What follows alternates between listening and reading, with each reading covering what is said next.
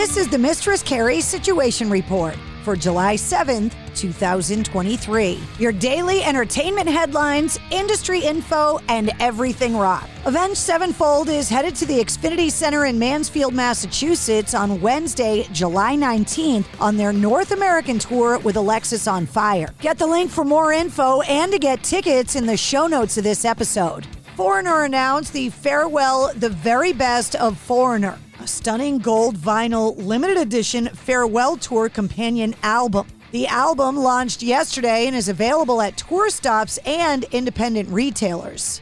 Foreigner are out on their greatest hits farewell tour, which includes dates on Friday, August 4th in Guilford, New Hampshire at the Bank of New Hampshire Pavilion, and Saturday, August 5th in Mansfield, Massachusetts at the Xfinity Center, both shows with Loverboy. P.O.D. frontman Paul Sonny Sandoval plans to work with the Borderview Family YMCA to create a safe haven for teens, music and art classes, and community events. According to the press release, he'll be getting his hands dirty, working to rebrand the youth organization and to make it more relevant and appealing to today's youth who face troubling issues.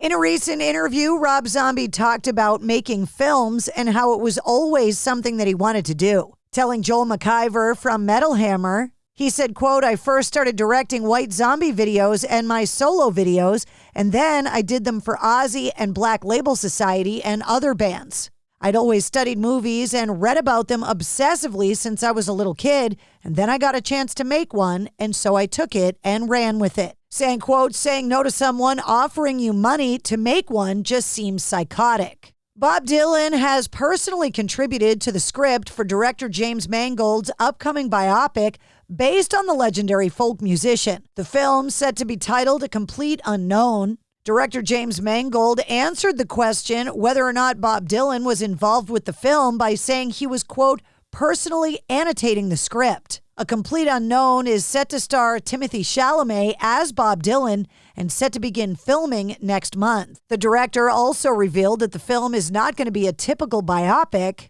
and won't tell the entirety of Dylan's life and career thus far. Instead, it will focus on a, quote, "very specific moment in the 60s. Falling in Reverse frontman Ronnie Radke has been sporting Jenko jeans as of late. The oversized baggy jeans that were a staple during the late 90s and early 2000s are starting to make their way back. The jeans sold out on location at the Sick New World Festival this year. Falling in Reverse were on stage in Pittsburgh on July 5th, and the entire band came out in the wide leg jeans.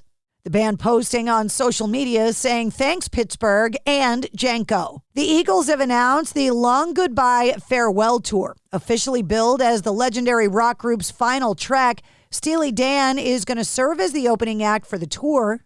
The dates were all announced yesterday and go on sale on July 14th at 10 a.m. local time through Live Nation. That includes the only New England show on September 11th at the TD Garden in Boston. One of the TBA names for the upcoming Barbie film soundtrack has been revealed. Billie Eilish officially joined the list of stacked musicians on the film's album with her upcoming track, What Was I Made For? And she promises it's going to make listeners sob. Saying, quote, "We made this song for Barbie and it means the absolute world to me. This movie is going to change your lives and hopefully this song will too. Get ready to sob."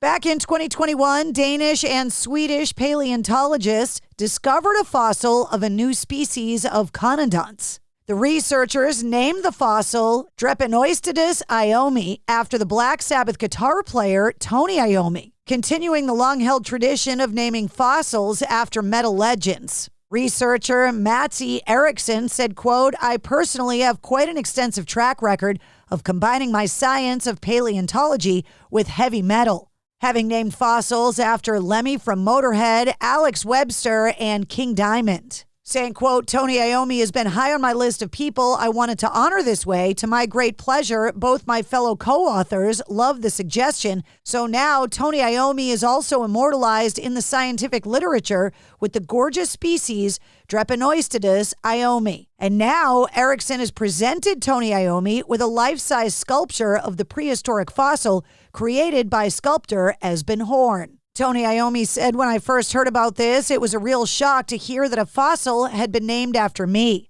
I've had a bit of abuse from my friends who've enjoyed it, calling me an old fossil, but I think it's great and a real honor.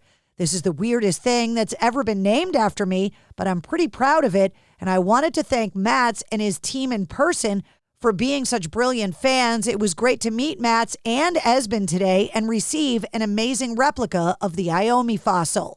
To celebrate hip-hop's 50th anniversary milestone, Sotheby's is presenting its third auction dedicated to hip-hop, highlighting the genre's profound impact on art and culture across 5 decades. The latest auction features original art, historic studio equipment, sneakers and jackets, archival flyers, posters, rare artifacts, and more, including a ring owned by Tupac Shakur. The self-designed gold, diamond, and ruby crown sovereign ring was designed to perfection by the artist himself and engraved with Pac and Dada 1996, referencing his recent engagement to his sweetheart, Kid Dada Jones. The ring was worn during his final public appearance at the MTV Video Music Awards in 1996.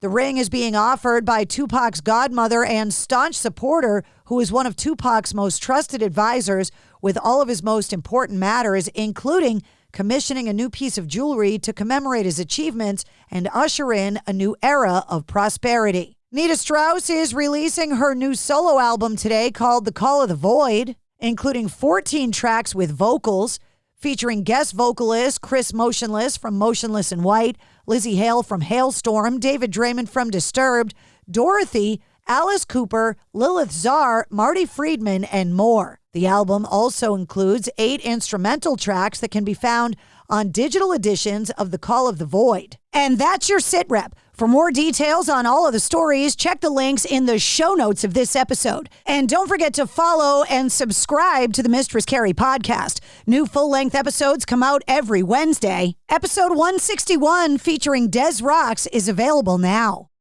Pulling up to Mickey D's just for drinks? Oh yeah, that's me. Nothing extra, just perfection and a straw. Coming in hot for the coldest cups on the block. Because there are drinks. Then there are drinks from McDonald's. Get a creamy Oreo frappe or McCafe smoothie for less with 20% off any purchase of $10 or more. Only on the app. Limited time only at participating McDonald's. Valid one time per day. Visit McDonald's app for details. Ba-da-ba-ba-ba.